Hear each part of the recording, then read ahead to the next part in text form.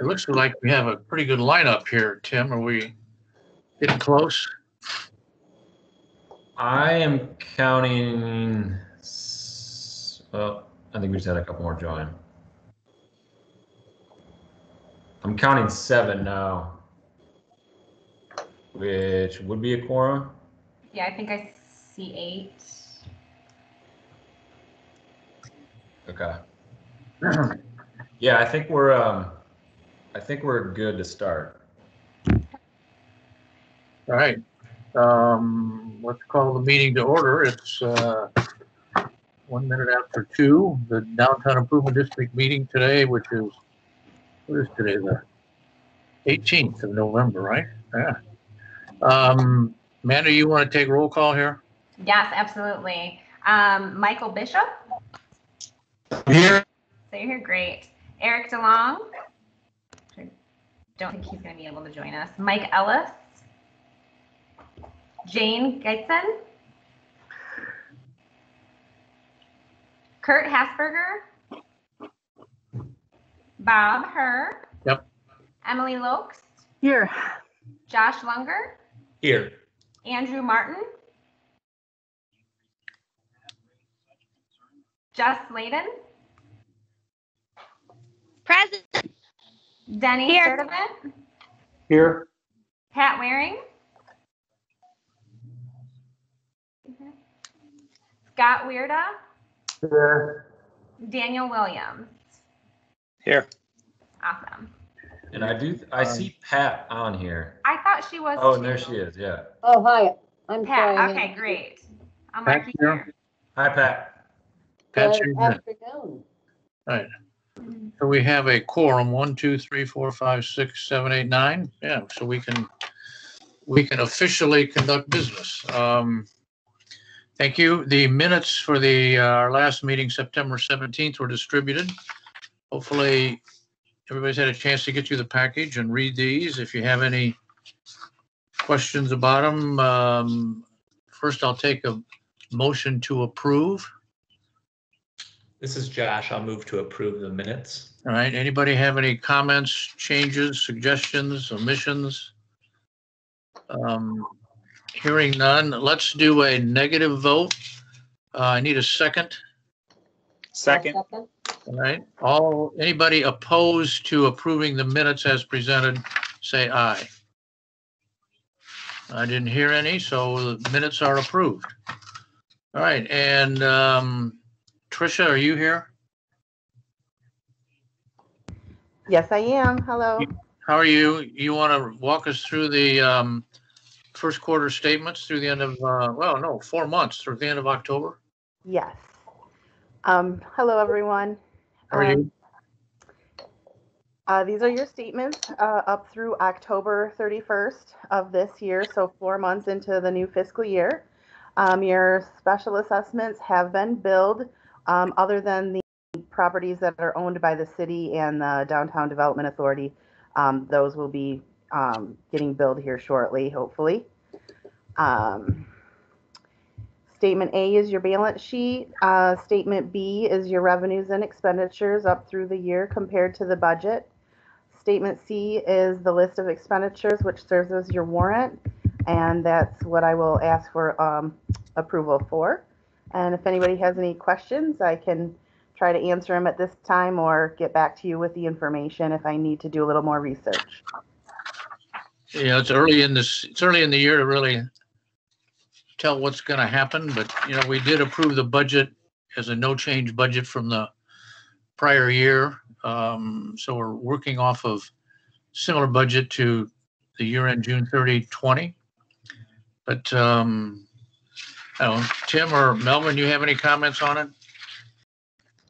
I reviewed it. I didn't see anything. No, I think as you and Tricia indicated, we're 4 months in. Everything seems to be trending as we would expect at this point. Yeah. Okay. All right. I would make I need a vote to approve. A motion to approve the statement C, which are the expenditures for this first 4 months of the fiscal year. Have a motion, please.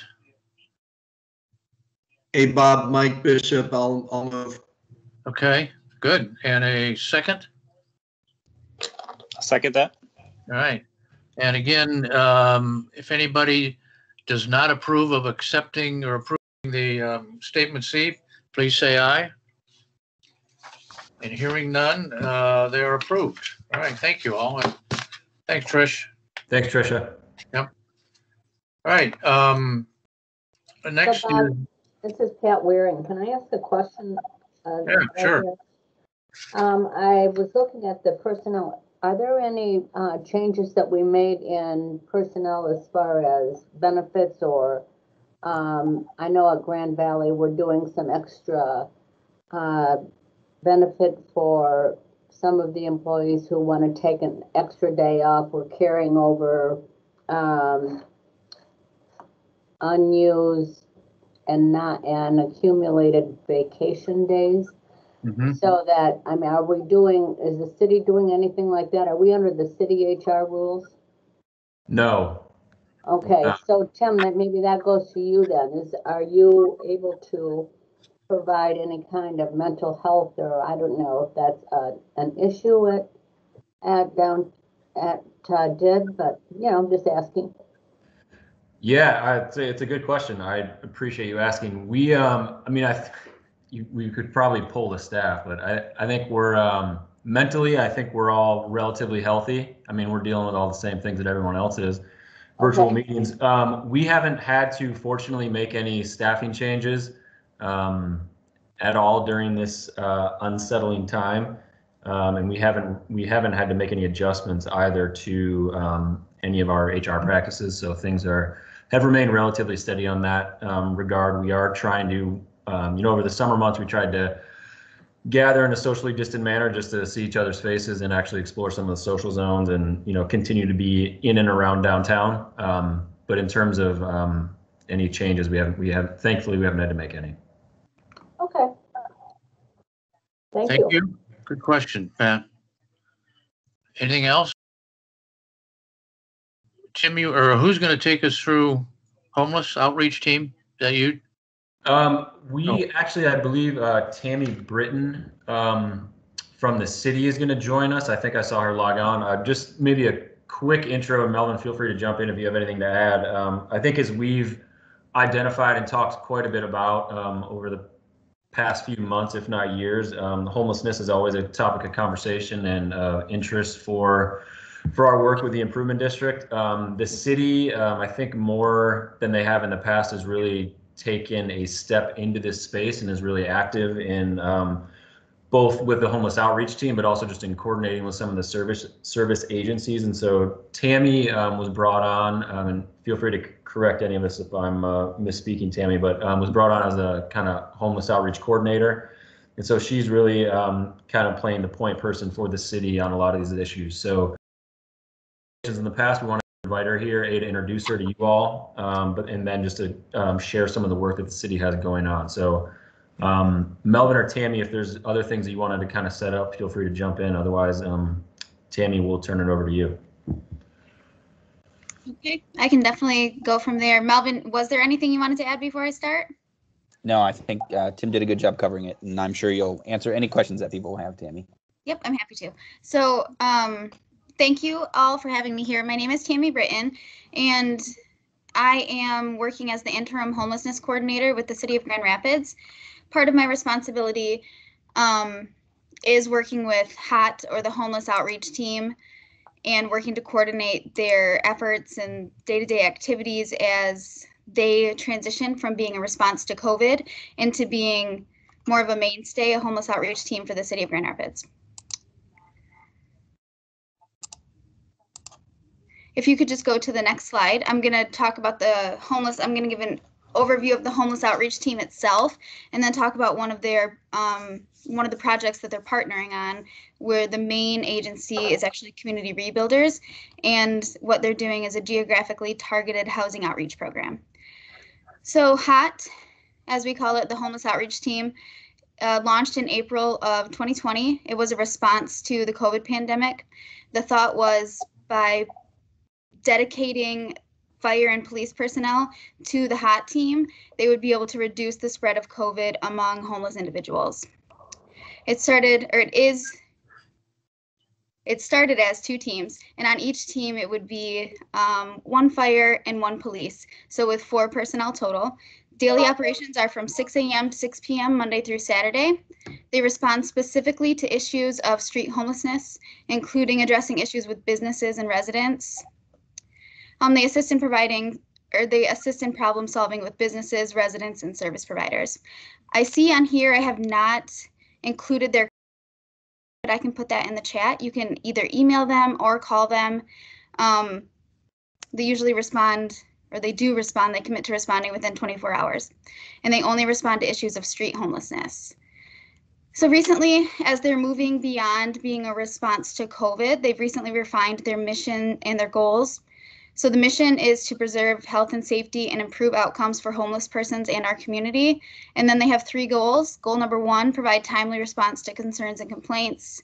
Goal number 2, improve public health and safety outcomes. And 3, partner with community stakeholders in service delivery. The team expanded from the 4 original members, the 2 police and 2 fire. It expanded in October. This was through a partnership with Network. It added to each team 1 addiction specialist or recovery coach and 1 social worker. So that's an addition of 4. A total addition of 2 addiction specialists and recovery coaches and 2 social workers, 1 for each team. Would you go to the next slide? I have just 1 more slide. And this is some of the additional homelessness response that the city of Grand Rapids is taking.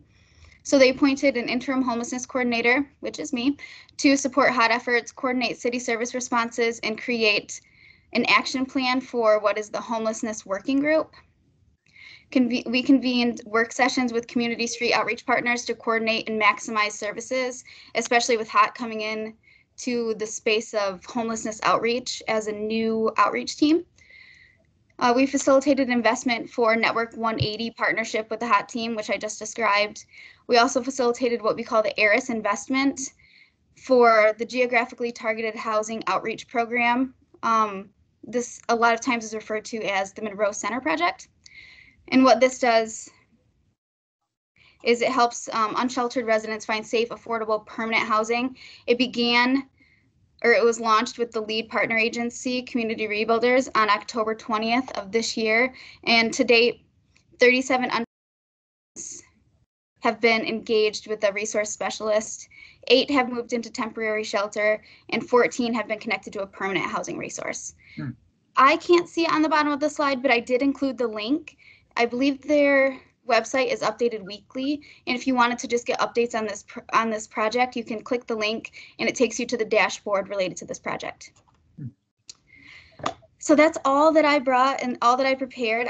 Like I said, I will put HOT's contact information in the chat if you find that helpful. I can also again link the dashboard so that if there's interest in checking on the results as they come in weekly, you can do that as well. Anybody have questions, comments, observations? I just wanted to make maybe 1 or 2 comments, which is one, I just really appreciate these are the types of activities that we're looking at things from a holistic standpoint, and how do we actually help support people in a human-centered way. And so just appreciative of this effort, and very excited that moving from just sort of COVID response to what this might look like indefinitely. The other piece is just anecdotally, my brother is a Grand Rapids firefighter, and we've been talking about we were talking about this the other day, and he was saying I was asking what are some of the things that have been going on, and he mentioned specifically the HOT team and how helpful that has been for the fire department as a whole, in that it may not seem like 8 people moving into temporary shelter may not seem like a lot, but often it's the same people over and over and over again that they're running, that they're making runs to. And so, being able to engage in a really targeted and intentional way has, those 8 people might be, 2 or 3 calls each, where whole engines are going out to. So just, anecdotally, but it's something that he said as a department that they've been talking about, this has had a really positive impact in how things are moving forward. And Bob, this is Denny. I would add too that I know that Tammy and the HOT team have been actively participating and getting involved with the Fuse initiative that we've talked about previously, and getting that kicked off the ground. And that, for those who don't remember, that's the frequent user systems engagement, which is really more the permanent side of this thing, where the temporary housing is currently there's a lot of focus on temporary housing, but it's moving folks who are in these categories downtown, the frequent users of the EMS and emergency rooms and all this, into permanent supportive housing through Fuse with data matching, using Medicaid, state Medicaid data, and matching that up with the homeless management information system and police and law enforcement by name counts downtown, and doing that. And I know that some of the staff that are working on Fuse have been working with the HOT team. And Tammy, I haven't been in any of those meetings, but maybe Tammy could highlight kind of where that's going. I will say that, much to both of your points, a lot of the individuals that the HOT members are interacting with, or the calls that they're responding to, are frequent users, someone that might be using more police and fire personnel and resources and time than other individuals. So when there's dedicated teams for homelessness, for response to homelessness, specifically street homelessness, it's able to free up some other resources. So to both of your points, it's a good resource for the fire and police, but it's also a good resource for individuals who are frequent users of the system. Yeah, and community builders and dwelling places are currently, with the resources they have and some of the units we have available and other permanent supportive housing providers, are getting ready for the first quarter of next year to start doing some permanent move-ins to permanent housing during the first quarter. So we'll start to see these places, some of the folks that are in temporary right now, moving to permanent as a part of that process. But it needs to, they're still in the final stages right now, figuring all of that out in data matching. So, Danny, this is Bob. Isn't permanent housing one of the common long-term solutions to some of the homelessness that we have around the country? Getting them in good permanent housing. Yeah, I mean, once you have someone in permanent housing, as long as you've got adequate support services there for them, right, it helps them to access healthcare resources. So you may not completely stop, especially if someone has mental health or substance abuse problems. You may not completely end the contact with emergency services, but the data nationally shows that it's dramatically reduced usually. The number of visits to the emergency rooms, the number of pickups by the police and fire department and EMS and so on and so forth. And this is actually going to get tracked as part of the process, is what happens to these folks, and the number of times the utilization rates be tracked by Medicaid data and HMIS data and other data points to see how that does have an impact here with these folks as well. So it's a lot to get put together and coordinate, but it requires the local homeless system to prioritize these people. They haven't always been prioritized just because they're frequent users. They get prioritized for other reasons, and so they're making adjustments there in that system too to prioritize these particular individuals. So it's we'll see what happens, but I think it's all moving in the right direction. That's good. Very promising. Is this both of these, or all of these kind of long-term programs now that might be with us for a number? We're never going to get rid of the problem or help everybody, but they'll be around for quite a while. I don't know for sure. I mean, I can't speak for the HOT team. I don't know what the city's plan is with that. Certainly for Fuse, we're expecting to make the housing that we have available for homeless persons permanent housing. We don't do temporary emergency housing. Yeah. But the permanent housing that we have, we're intending to prioritize these individuals. And I believe Community Builders is looking similarly, and other groups like Genesis as well, But I don't know, maybe Tammy, I don't really know what the city's long-term plan is for the hot team. So with the hot team, it is still fairly new. It's only 7 months old. I don't want to put the cart in front of the horse, but at this point, the city is not anticipating an end to the hot team. We're trying to successfully transition them, and I think they already have successfully transitioned, but to really just enrich that experience for the community, we're trying to continue to progress to a place where the hot team or the homeless outreach team is a mainstay in doing the work that they're doing and providing the service that they are to the community. Good. Thank you. Yeah. Other questions or comments?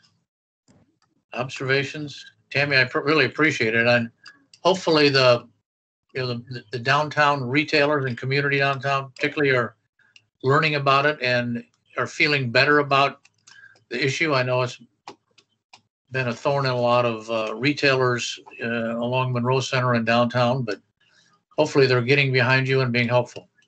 Well, and I do know too, HOT, I called it out in the slides, but HOT will definitely respond to calls from businesses and retailers as well. So if a business or a retailer wants to contact HOT regarding street homelessness, HOT will respond for them. Good. Yeah, just make sure we have those numbers or those links so everybody can use them. That's good. Yes. Thank you. I was going to share. I see someone did the work for me, so I appreciate that. Have businesses actually been taking advantage of that thus far, and what has that interaction looked like to date? I do not respond to the calls with HOT, so I don't want to overspeak, but I have been involved in some discussions where businesses have reached out to HOT, and HOT will just help them through problem solving, what kind of tools they have to address homelessness as a business, and then if HOT is able to assist them in different ways, maybe coming by their location more often or connecting with the individuals who are staying there more frequently, trying to provide them with resources, whatever it may be. It's a multi-pronged approach, so it's really different for each call and what's most relevant for that situation. Thank you. Mm-hmm. Okay. Anything else? All right, Tammy, I appreciate it a lot. Keep us posted, and we want to help however we can, support or whatever. Help with this problem, but we like what's going on. Thanks. Yes, absolutely. Thank you for having me. You bet. Thanks for joining, Tammy. I would just add, as she's departing, we're segueing into the next item. We do have some coordination between ambassadors and Melvin on our team with the homeless outreach team, so we do have that as well as a way to make connections and just to share information. Good. All right, you want to go to somebody's going to do the ambassador report, Rebecca? Yes, I believe Rebecca is signed on. Okay. You there, Rebecca? Hi. Yes, sorry. 1 second. My apologies. Someone knocked on our door. I think you're muted there, Rebecca. My apologies. Yeah, you can flip through the pictures if you want to. The data is at the end, so we can go over anything that you're interested in talking about regarding the pictures that you see here. We've done a lot more engagement this month, and now it's everything's shutting down, so our engagement is going to get a little bit lower, but we've really focused on a lot of leaf removal this month using our mechanical equipment. So some of the statistics we have, the ATLV, we use 58 hours this month, and that is what we use as a workforce multiplier. So we use that to take the job of a few of our ambassadors. We can get to more areas. So that's been a real focus, using mechanical equipment for leaf removal. Our infrastructure management is up this month as well compared to last year. That's sanitizing items, clearing out catch basins. Business contacts, we have made a big push this month to touch a lot of the businesses downtown, make sure that they are feeling safe, secure, help them however we can. Our mobility assistance is really up this month as well. And you notice that we have a new statistic. It's called scooters. So we are not the scooters in sure that people can navigate through the sidewalks of our downtown, especially people with low mobility. So every time one of our ambassadors moves a scooter that's blocking passage, whether it's an ADA ramp, a doorway, or just the sidewalk in general, our ambassadors will pick it up and move it out of the way. Good. Yeah, is there any questions regarding the statistics for this month that you might have? What is PA other? PA other, it's one of those weird vague ones that every time we leave an impact on someone, we want to track how we do that. So PA other will be holding doors for people, carrying items for them if they need assistance, like groceries. It could be taking pictures for people, group photos, Right. Just general engagement. So then the big decrease is probably because there are less people. There are a lot less people, yes. Okay. And I assume, is the last column a year-to-date number for this year, and the first three are for the month? Correct. So October 2020, 2019, and 2018, and then year-to-date, yes. Okay. All right. Questions? Melvin, I assume you have the statistics of, the how many planters and how many square yards of it and how much irrigation, all that stuff? Yeah, we keep that separately. It's not something Okay. we track on a month-to-month basis. Yeah, So but we we do can have that. So we can kind of see our growth over the years if we want to look Yes. at that. Okay, Yep. good. And is this the group that is also helping or coordinating, providing assistance where appropriate with the hot team, these ambassadors?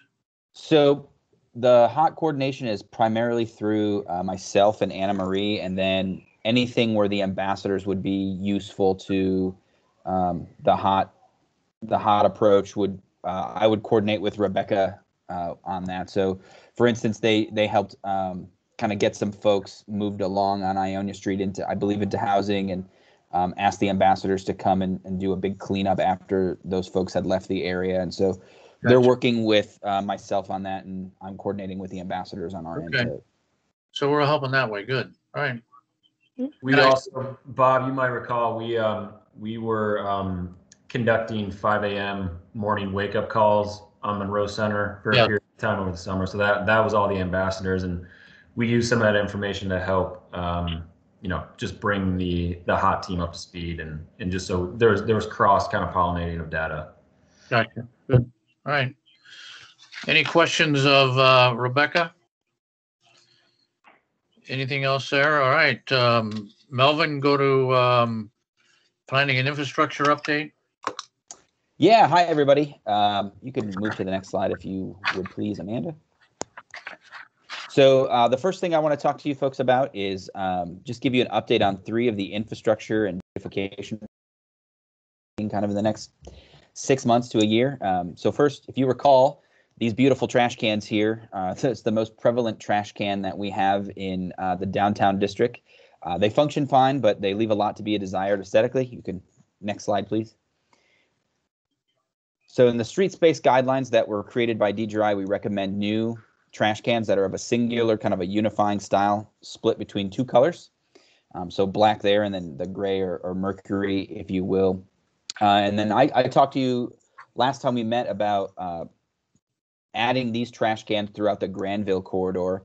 And if you recall, they also have the bright red branding on them that aligns them with the county's trash recycling and composting branding, the sort branding, if you will.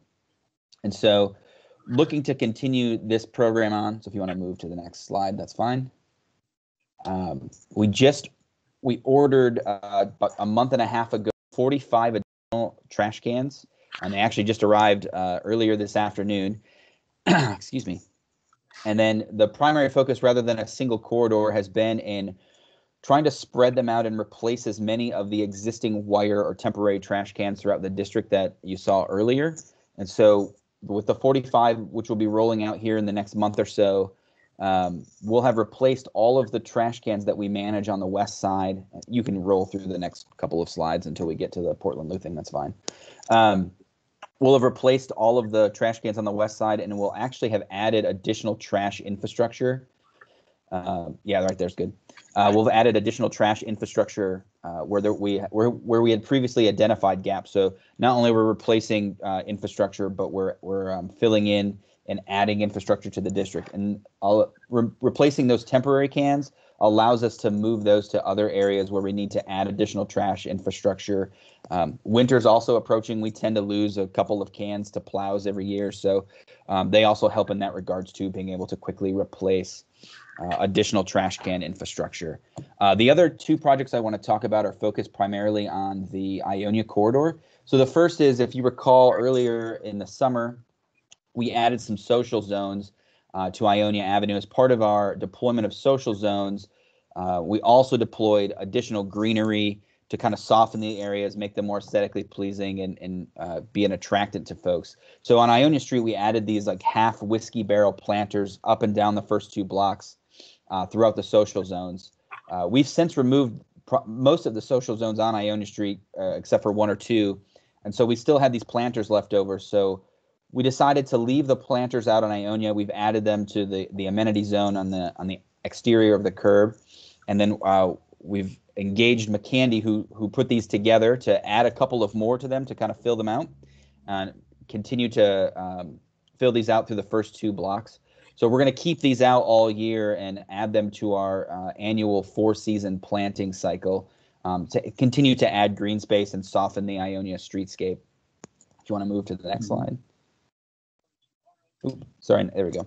The next project is also on Ionia. It's the Ionia and Weston planter. So you can see from the pictures here that these are from this past summer. It's extremely overgrown. It's very unkempt.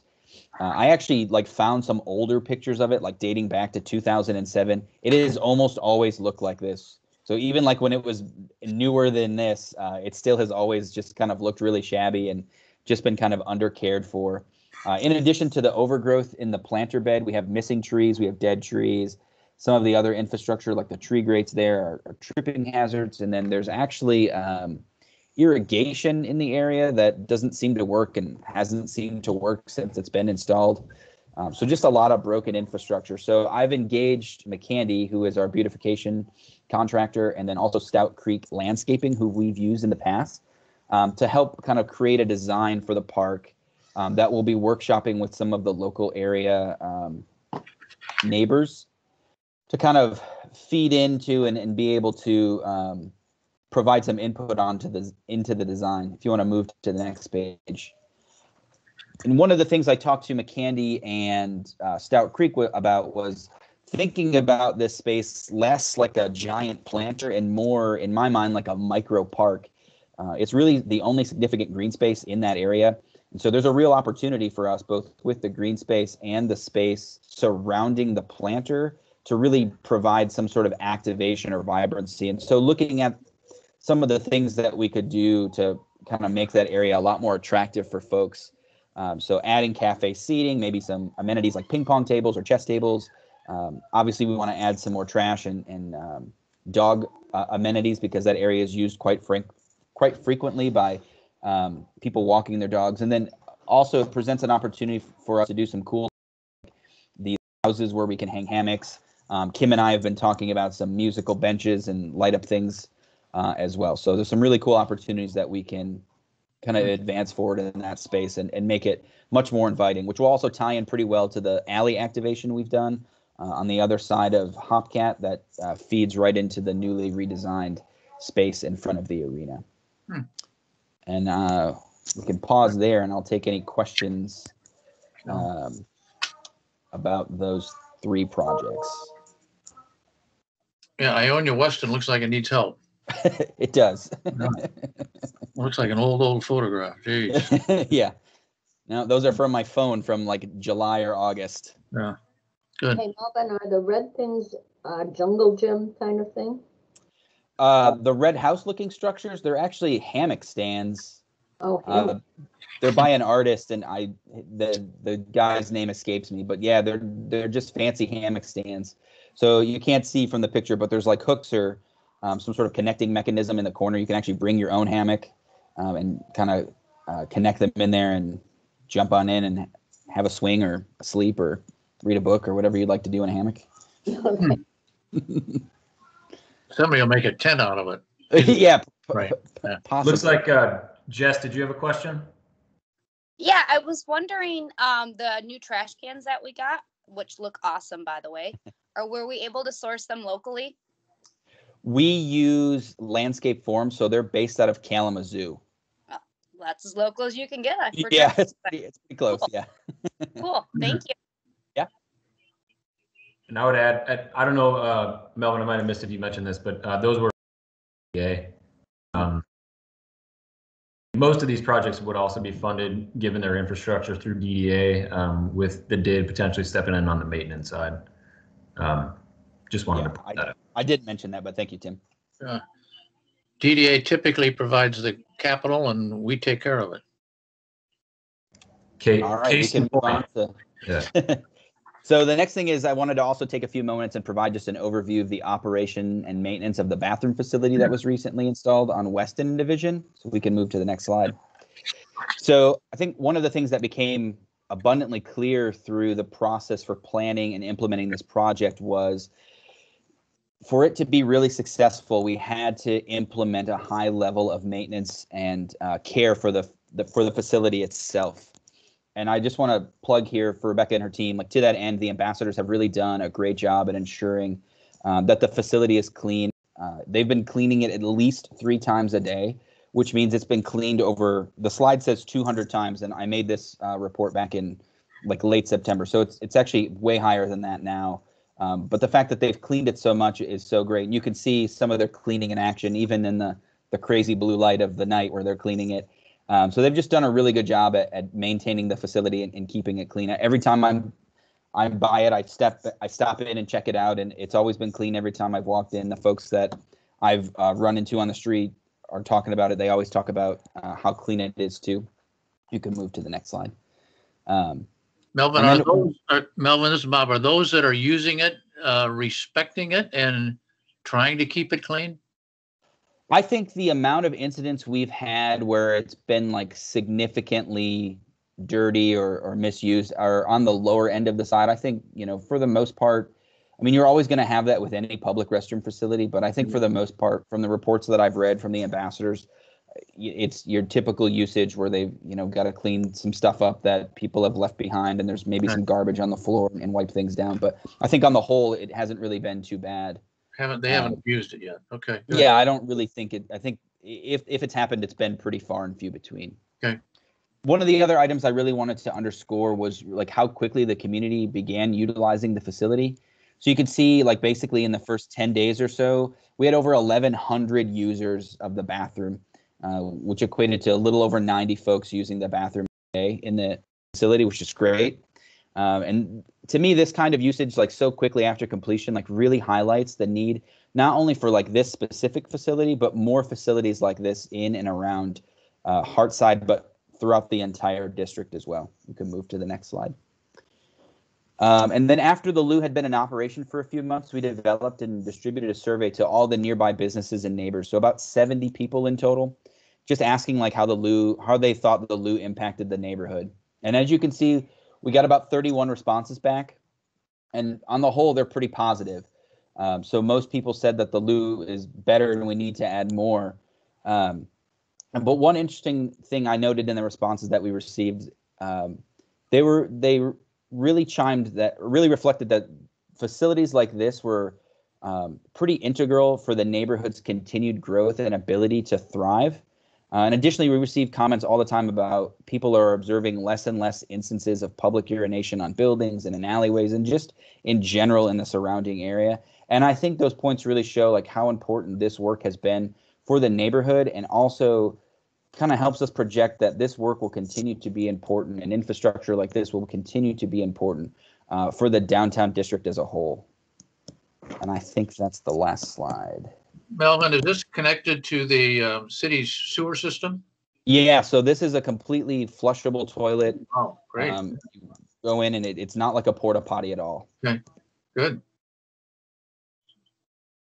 So the thought is to maybe find another location for another one at some recent time? Yeah, so I'm kind of workshopping an idea for our next fiscal year discussions about potentially looking for opportunities to land another one of these somewhere else in the district, whether it's in Hartside or another part of the downtown. And so I'm kind of working with some other best practices that other cities have developed in looking for ways to kind of determine that. Good. Melvin, you said 11,000 uses of the bathroom happened within which time frame? 1,100 uses in like the first 10 to 12 days. Okay, thank you. I should mention that's an estimate too. I base it off water consumption, so it's probably ballpark in that area. Melvin, this is Denny. You're looking at locations. Is one of the locations down by the arena? Because we've seen a lot of after-hours bar kinds of crowd activity, hockey games, whatever. Peeing on our buildings. Yeah, I think even in the initial planning phases, I think that area was kind of on the short list of where this thing might need to land. And so, yeah, certainly we're looking at there, but really everywhere else. Okay. Thanks. And clearly this is serving a population who is homeless in our city, but I imagine it's serving everybody else too, and folks coming out of arena or on the street as well. Yeah, definitely. I think it's getting a lot of use that's just beyond the homeless population. I mean, I use it almost every time I'm down there. I know other people are using it too, so. Mm-hmm. Good. So Right. I have one more question about the lube. I see that somebody's watering the flowers. Does that hose also hose down the internal part of the lube? Yeah, so there's a hose connection in the back, and it works to clean the outside or the inside of the lube. Okay, so there's a drain that goes right into the same sewer. Yeah. Okay. Yep. So if you walk into the loo, the floor has a drain right in the middle of it. That's great. Okay, thank you. Yeah, impressive. Good job. Nice project. Thank you. Anything else for Melvin? All right. We're going to go to Tim, and you're going to start the discussion, update for everybody on where we are on our next authorization. Yeah, I'll tee this up, and Melvin has done the work of kind of preparing some slides, but just wanted to kind of introduce and remind everyone that while it may be hard to believe, we do need to begin our reauthorization discussion again.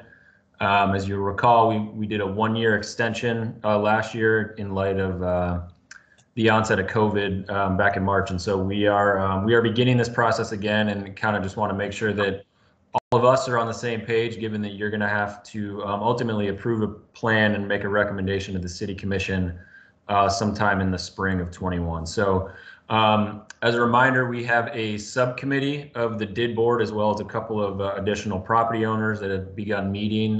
We had our first meeting 2 weeks ago, just to kind of begin to outline some of the conversation topics.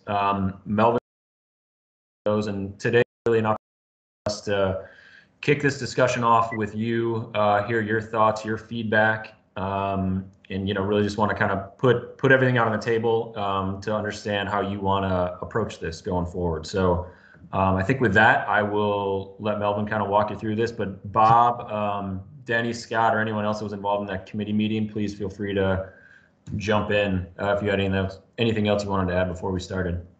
Yeah, Melvin or Tim, can you one of you run through who the members are, just so we all know if we want to talk to anybody? Sure. It's Bob and Denny, Scott Weirda, Emily Lokes, Jeff Edwards from Rockford Construction, Eric DeLong, Denny Sturdivant, and Rick Wynn. Rick Wynn. I know I was missing somebody. Good thing Rick's not here to know that I forgot him. Right. It just just as a reminder, that is the same committee that was formed for the last reauthorization process. So we didn't scare anyone away, and everyone graciously volunteered their time again. So we appreciate them doing that. We're good at it now. All right, if you want to move on to the next slide, that'd be great. Thank you. So, yep, there we go. You can go back up.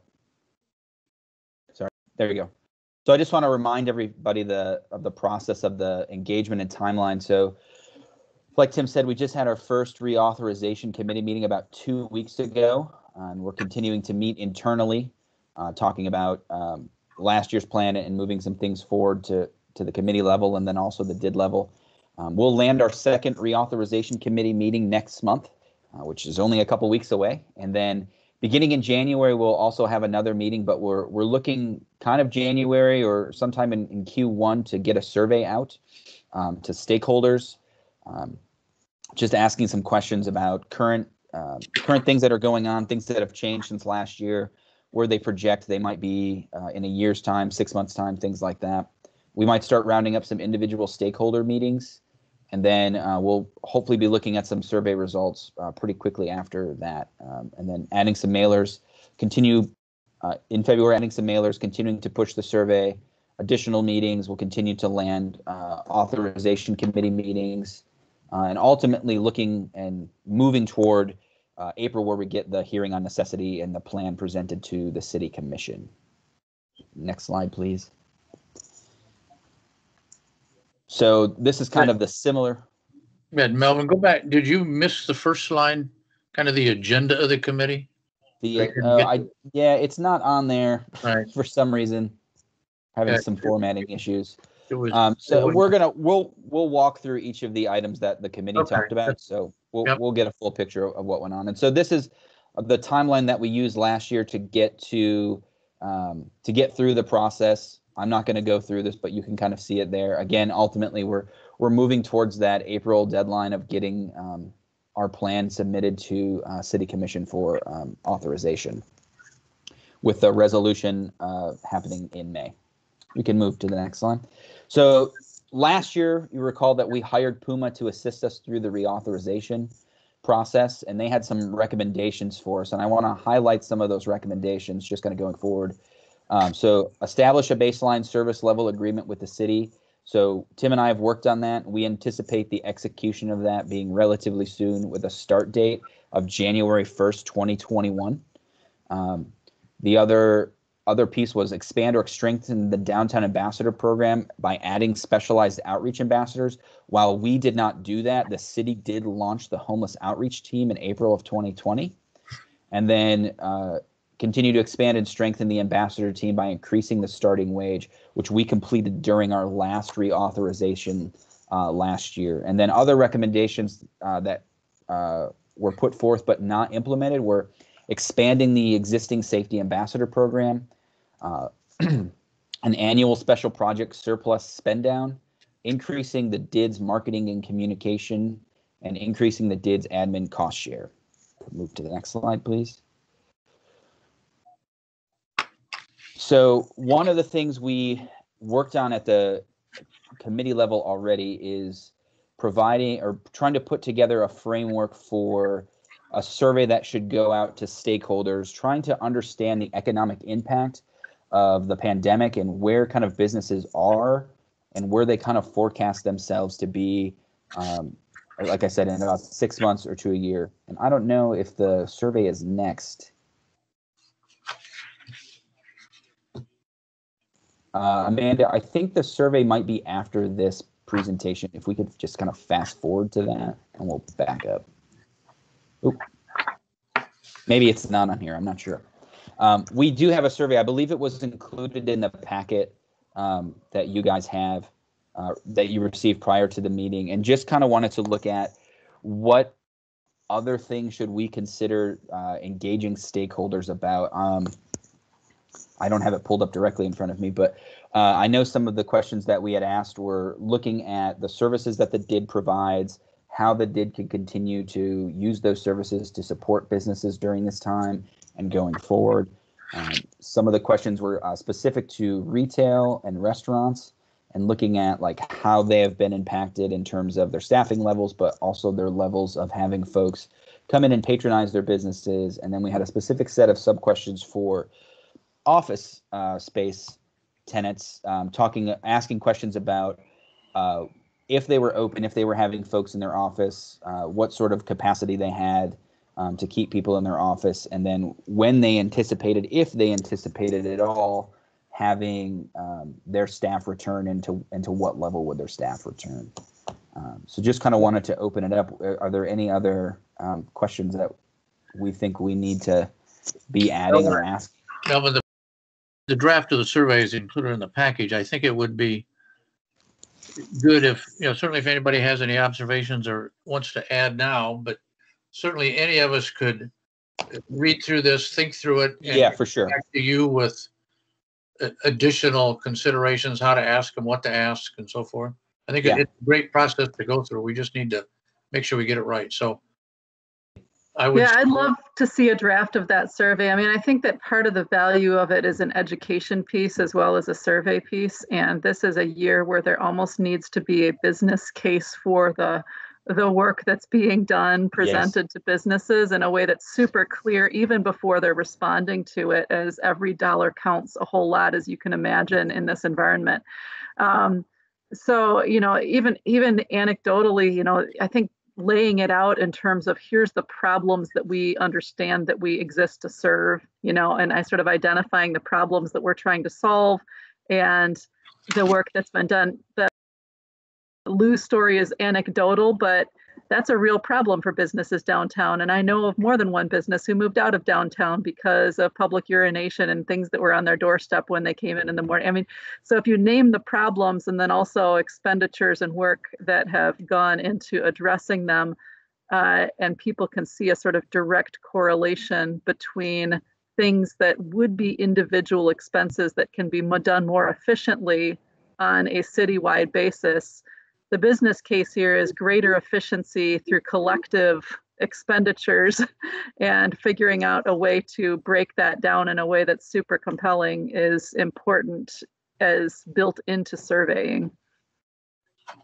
Yeah, thank you, Emily, for bringing that up. That was a big topic of discussion at our reauthorization committee meeting too, was making sure that we're educating and sort of in a way selling, quote unquote, the services of what the DID does and how they could potentially, like Emily said, solve some of these issues that business owners are experiencing on a day-to-day basis. Am I right in assuming that everybody did receive your draft in the package it was sent? It was in the packet, but we can send it out just so it's the top of the email list. Let's make it a separate item so that it's, Emily's comments and how to do this were right spot on, and it's what the committee is discussing, but we need to get it right. It is absolutely. We really let the businesses need to know why they need to be able to assess the value of what we're doing. Yep. Good. Thanks, Em. All right. I think we can move on to the next. Yep.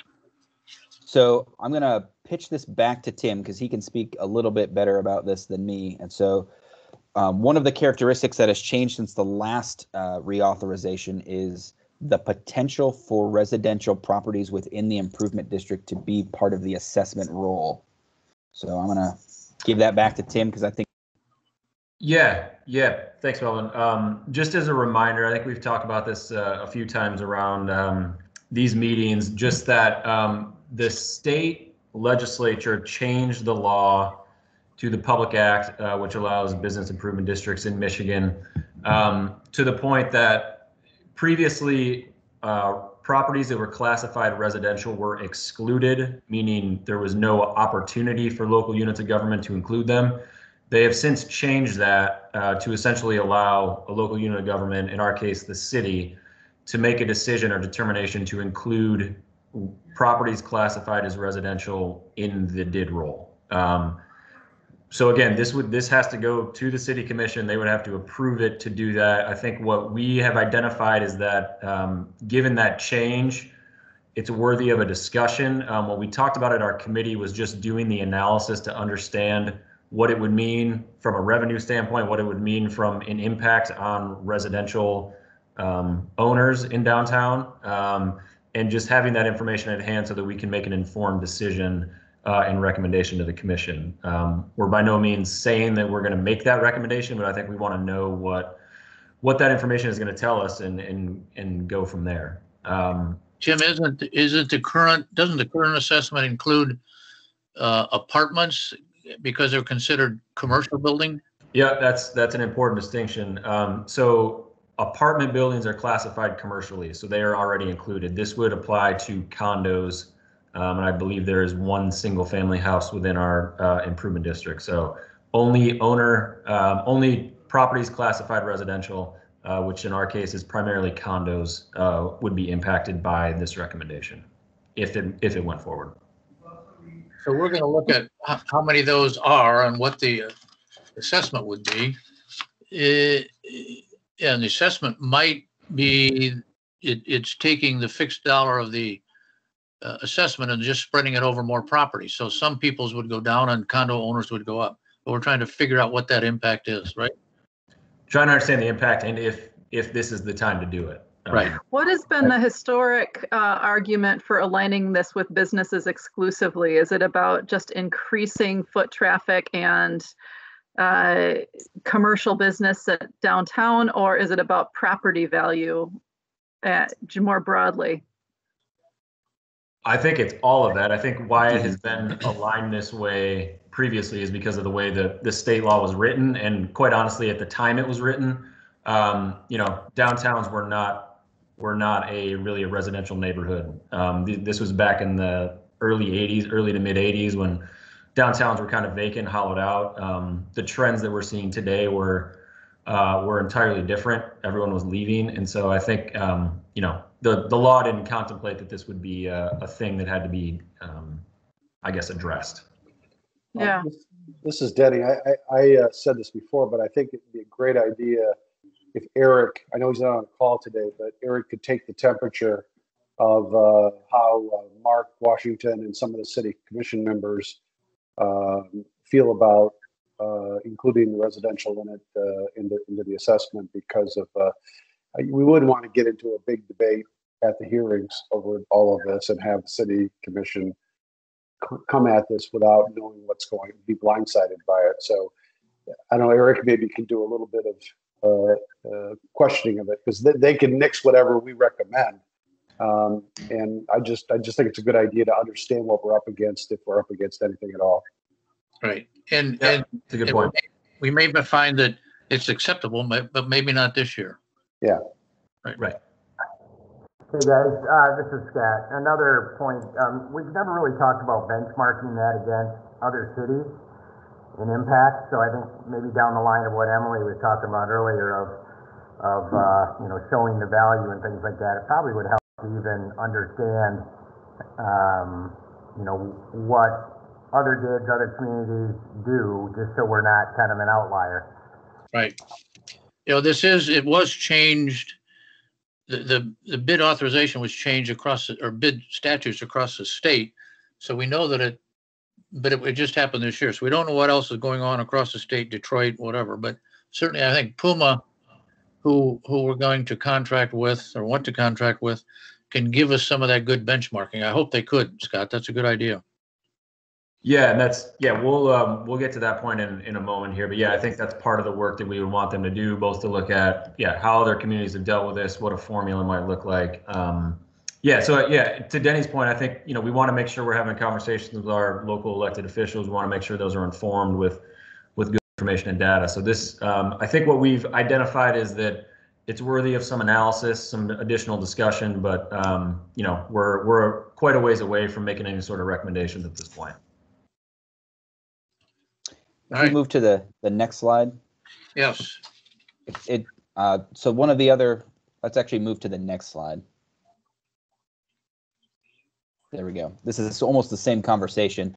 So the assessment of nonprofit organizations sort of falls in that same category. So in the past, if you remember, the assessment of nonprofit organizations, they were assessed and then they only paid about 60% of their assessment. And that changed, I'm going to get the history wrong here, probably 2 years ago or so, where now they are assessed, but it is a voluntary assessment. And so we want to take the temperature of, not only the board, but the reauthorization committee too, about looking at changes for this too. And this was something that was brought up during our last reauthorization period as well. So I won't belabor the point that we made during the residential piece, unless there's anything Tim or Bob wants to add to this. Oh, Denny can help, but the history was during the original establishment of the Downtown Improvement District. The question is, do nonprofits benefit? Sure.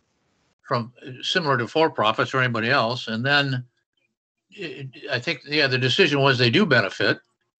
And then there was discussion of, well, how much, or how much can they afford? So we worked out that with the city commission and in authorization of the business improvement district, an assessment to assess them at 60% of the calculated assessed value, assessment rate.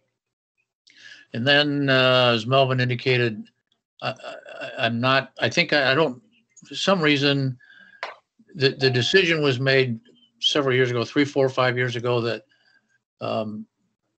not-for-profit organizations no longer benefited. And so they were dropped from the roll and made voluntary. And I don't have the reason why the decision was made or who initiated it, but all of a sudden they were dropped from our assessment.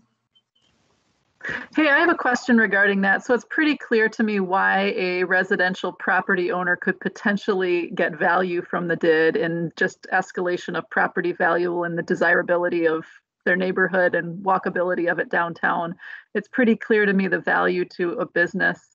When it was defined that not-for-profit organizations received benefit, was it actually delineated, like, what are the benefits that a not-for-profit organization is receiving economically? Economically, I don't know if it was, Denny, I don't remember back then if it was economic I don't think it was very specific at the time. It was just a general. I mean, if someone's clearing out the intersections for snow, if they're putting flowers up, and depending on which nonprofit you're talking about, it might have made a difference. Like Civic Theater, for example, was one of those, and the Children's Museum. And you could argue that flowers make it more attractive to market the people coming in and visiting and all this. But I don't think it was very specific. I think it was more of a generic, well, come on, everybody benefits from clean streets and sidewalks and flowers and all that sort of thing. I don't think it was very specific. Yeah, I think the benefit of just the aesthetics downtown, beautification, clean streets, leaves an impression of safety. Those were the kind of the benefits that were sold or used with everybody. Yeah. It's also important to note that the churches were gerrymandered out of the whole process. So they're also nonprofits, tax exempt entities, but they were actually literally gerrymandered out of the whole boundary issue. That's why we have such a carved up, part of the reason we have a carved up boundaries. Yeah. This may be another one that we need to get a temperature of the city commission and city administration through Mark Washington and so forth, but it's on the agenda. We could move this back.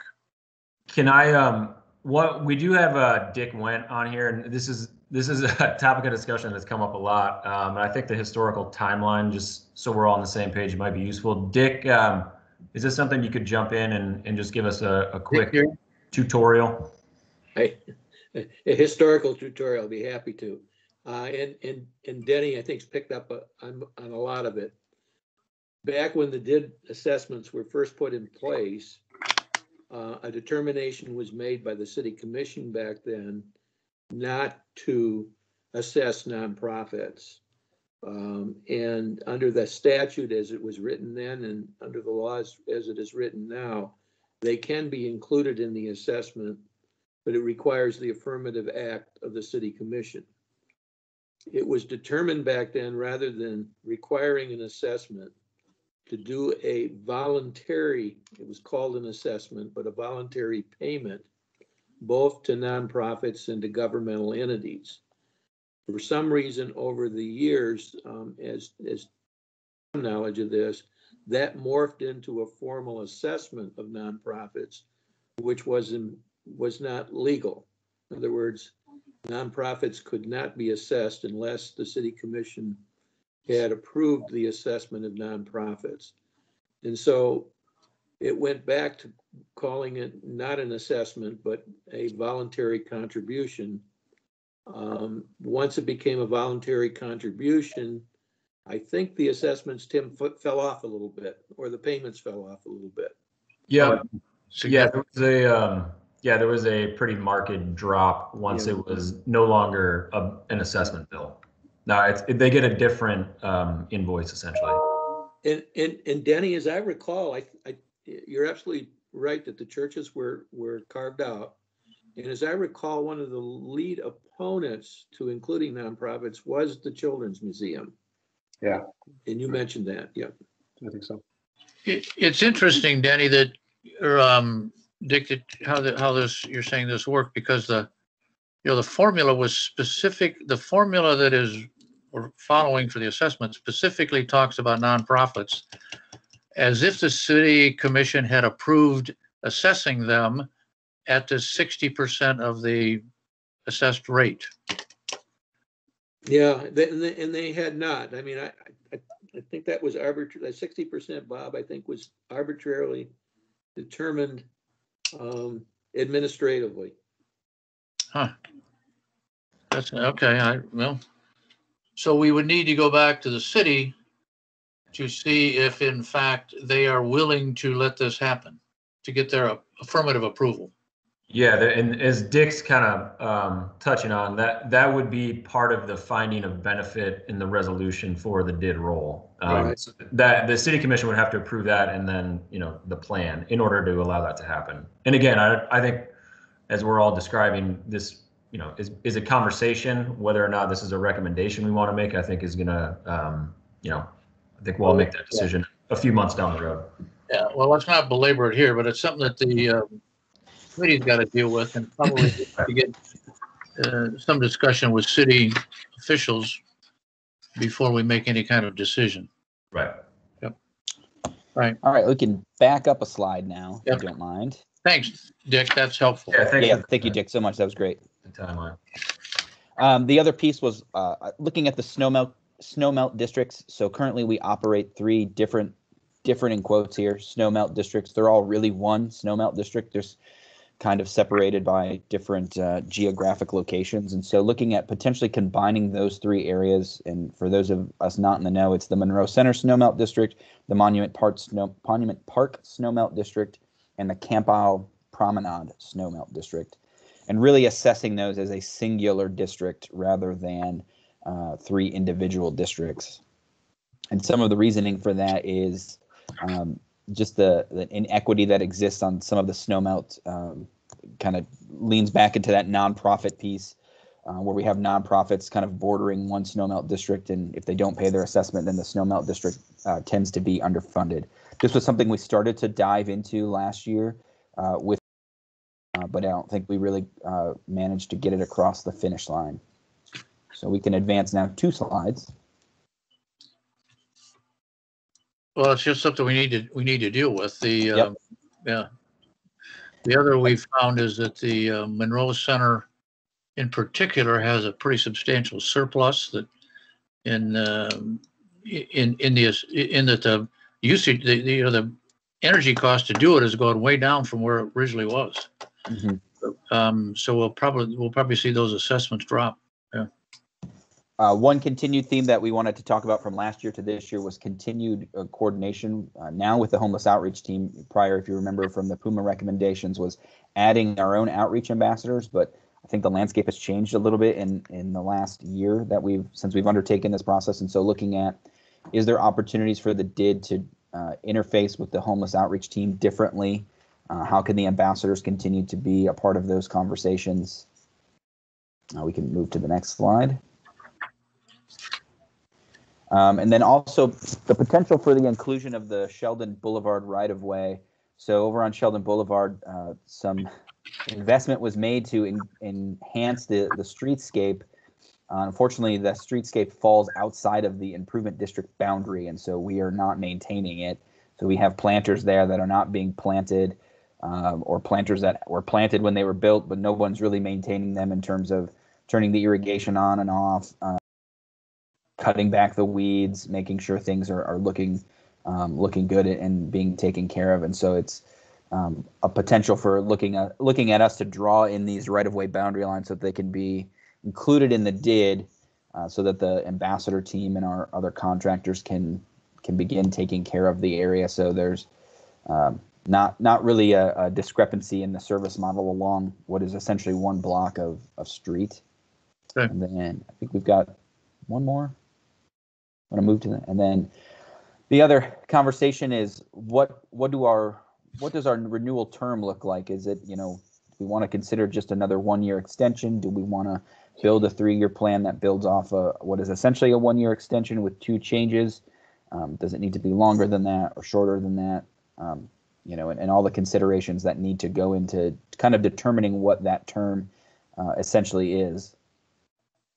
And just to maybe underline that, if everyone recalls, we were trending toward, I believe, making a recommendation for a 3-year term back in January, February. And so we tweaked that at the end. I think it was the right thing to do. I think what we're trying to get a sense of, and again, we can make these decisions in 21, but just, understanding what makes sense for a term. Is it another 1-year extension? Is it 3 years? I think what we talked about at the committee was maybe planning for a multi-year term with the understanding that if we need to, we can make a decision sort of like we did last year at kind of the 11th hour. If we want to just kind of hold things as they are, do a 1-year extension, that's always an option. That'll largely depend, I assume, Tim, on how COVID ends up and its impact next year, but yeah. Yep. And so that kind of brings us to the last point here, and it was mentioned earlier. So if you recall, we engaged Puma last year to assist us with some of the consulting work on helping us to draft a renewal. And so we're looking at potentially engaging Puma again to look at some of these new factors. So looking at the DID role and including or not including residential properties and nonprofits and how that would impact the district overall. Being able to have Puma provide us with some best practices from around the country that either are or aren't doing those types of things, and like what is the rationale for both. And being able to just kind of look at things like the snowmelt districts, how we can go about combining those to ensure that moving forward it's continuing to be equitable. And I don't know if it's on there or not, but in your packet was included was a kind of a base outline of a contract with Puma that would not exceed $10,000, and it would allow us to engage Puma in an as needed basis to kind of do these calculations and analysis, which even if we end up only renewing for 1 year with no change, these analysis could help us inform our decisions past that 1 year. So if we decide in 1 year if in 1 year we need to sit down and do a reauthorization plan, again, we will have some data in hand to start looking at potentially reauthorizing the improvement district for multi-years beyond that. And I don't know if there's anything Tim wants to add or Bob wants to add about the Puma piece, but I think we are asking for a motion to approve us entering into a contract not to exceed $10,000. And then the scope of work is outlined in the Puma contract that we would have with them, which again was included in your packet. Melvin, I kind of see this as they have, as I understand it, the data on the assessment, all the characteristics for each property. So through the and so they can therefore crunch numbers pretty quickly or pull data for us to help in some of these analysis we need to do on whether it's residential or condos or nonprofits or whatever. Yeah, so Puma is kind of, I think, uniquely positioned in that they've done quite a bit of work for the downtown in not only last year, but kind of helping to form a framework plan for DDRI. So they're really familiar with the city. And then to your point, Bob, they have all the data that they gathered last year. So they would be able to pivot pretty quickly and use that data plus a few of the updated pieces of data that we've acquired since then to be able to give us a pretty good and robust analysis that we would need to kind of explore these points that we've outlined here in pretty good detail. Yep. All right. Any other questions of Melvin or Tim or I on this Puma contract? I think it's something we should do just because they do have that data. I think it's going to be pretty efficient work that we can get from them. They've been responsive, and it's just we just don't have the horsepower to do it. Here's a question, but I'm not sure from who. Oh, Jess, you got a question? Yes, there we go. Your hand's still up. Yes, that's my hand. Yep. Question, I maybe because I wasn't on the subcommittee, and I think Puma's great, but the survey that they created for us that we sent out, didn't we only have like 56 results from? Like, it didn't seem like they did a very good job getting the survey filled out and actually getting us accurate information. And so I like them and I think they're fast, but I just, will they have a better way for getting the survey to the right people? Because I feel like it was all of us and our friends doing it, not all the right people that needed to be taking the survey that are the people that are going to be paying the bills for these DID assessments. Does that agree with anyone else, or am I just getting that Well, feeling? It wasn't I us? don't think, Jeff, I don't think we're going to use them for the survey work. At least that was not my understanding. Is that right, Melvin or Tim?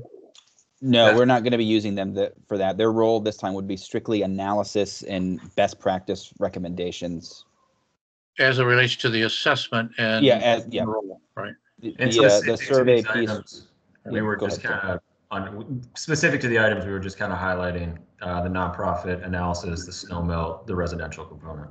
Yeah. But your input is good, Jess, and maybe we Yeah, need to capture definitely. you to help us with the survey, but it does need to get to the right people.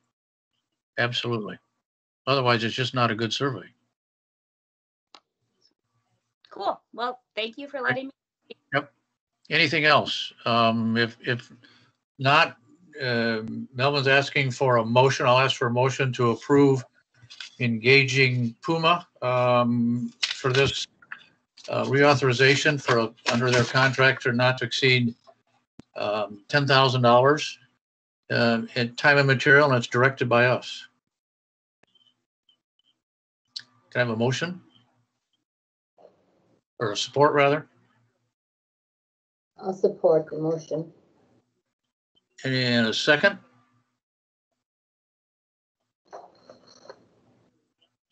Nobody wants to do it?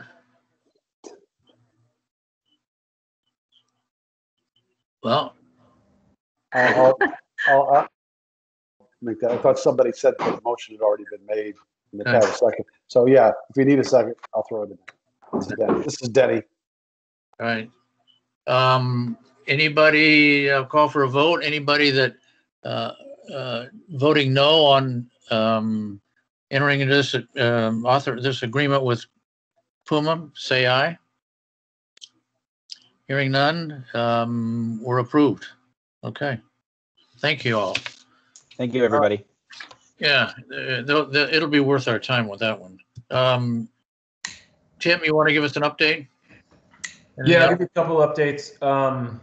First, I wanted to remind everyone, if you didn't get a chance to yet, please do fill out the doodle survey that I think Amanda sent out earlier this week. We want to go ahead and solidify our calendar for 2021. We're expecting, similar to last year, to have, I think, a meeting every other month at least, maybe here and there have to drop another one just to make sure that we're all tracking and on the same page for this reauthorization process. So if you could, please go ahead and fill that out. I think we've had 4 people fill it out so far, so we just want to make sure the dates we recommend and send out for invitations work for all of you. So if for some reason you didn't get that email, or we'll make sure to send it back out. Otherwise, just a couple of quick updates related to our work right now. One, we have a winter grant out to help winterize both the social zones, but also just kind of outdoor eating and retail for downtown. And so that went live a few weeks back after the DDA's approval. We've had quite a few inquiries, I think approaching a little over 20. And so we're still working with a number of businesses to try to bring these things to fruition. I think in light of the announcement over the weekend, we feel like the urgency around this is probably even more so. And so we're doing what we can to work with our downtown businesses to still have a presence during these difficult times. So if you know anyone that's interested in this, please feel free to reach out to us, as we're not only helping people put the application together, but also get the necessary permits from the city. Next slide, Amanda, if you wouldn't mind. In addition, we're still moving forward with some of our winter activation plans. So similar to last year, where we had this art installation up at the 555 Monroe lot, we're working with a few different artists to have these large-scale winter activations happen. If you go to the next slide, we'll see a couple of those. So here's one. This will be near the Blue Bridge. And you can kind of see this, what this looks like. This is called Urban Tumbleweeds from a local artist. Next, please, Amanda. These ones, I think, are really going to be a highlight. They, as you see, they have kind of this internal illumination component to them, but during the daytime, they're kind of standalone structures.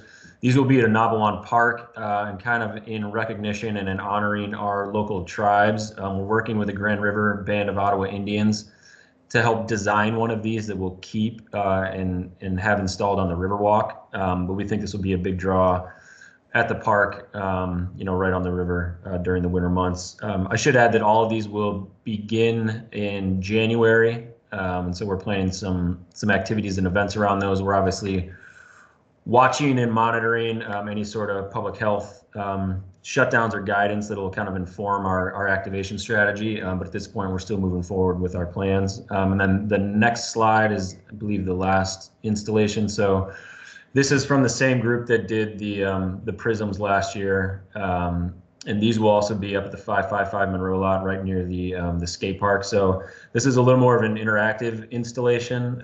So these are essentially seesaws that light up and make noise. Given it's winter, we expect most people will be wearing gloves and be pretty heavily clothed.